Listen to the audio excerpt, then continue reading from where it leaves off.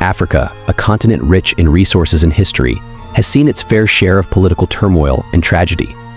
But why have African leaders been targeted by Western powers? The roots of this story trace back to the era of colonialism, where European powers exploited Africa for its resources, often through violent means. As African nations fought for independence, they faced resistance from former colonial powers who sought to maintain control. In the aftermath of independence, African leaders emerged, determined to lead their nations towards progress and self-determination. However, the vast wealth of Africa's natural resources became a target for exploitation by foreign powers.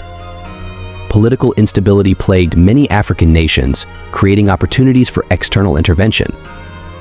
Western powers often intervened in African affairs, supporting regimes favorable to their interests, even if it meant removing democratically elected leaders. Economic manipulation, through debt and trade agreements, kept many African nations dependent on Western aid. Some African leaders who resisted Western influence faced assassination attempts or coups orchestrated by foreign powers.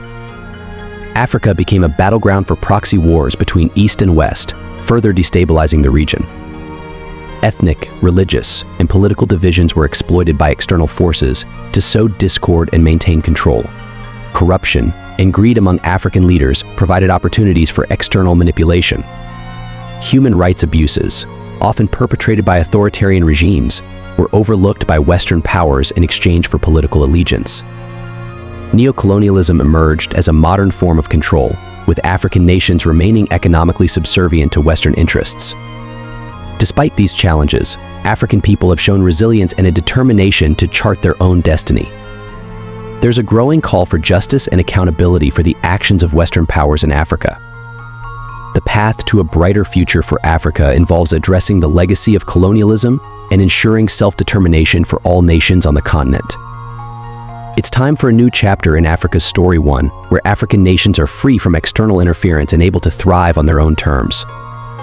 Africa, a continent rich in resources and diversity, has witnessed the rise and fall of numerous leaders. But many met grisly fates at the hands of foreign powers seeking control. Patrice Lumumba, the first Prime Minister of the Congo, was assassinated in 1961. His vision of an independent Congo threatened Western interests. Thomas Sankara, the Che Guevara of Africa, sought to liberate Burkina Faso from neocolonialism. He was assassinated in 1987, fearing his socialist agenda. Muammar Gaddafi, the Libyan leader, met a brutal end in 2011. His efforts to unite Africa through the African Union threatened Western dominance. Amilcar Cabral, the revolutionary leader of Guinea-Bissau and Cape Verde, was assassinated in 1973. His calls for African unity posed a threat to colonial powers. Samora Machel, the Mozambican president, died in a mysterious plane crash in 1986. His socialist policies challenged Western economic interests. The legacies of these leaders live on, inspiring generations to resist neocolonialism and fight for true African sovereignty.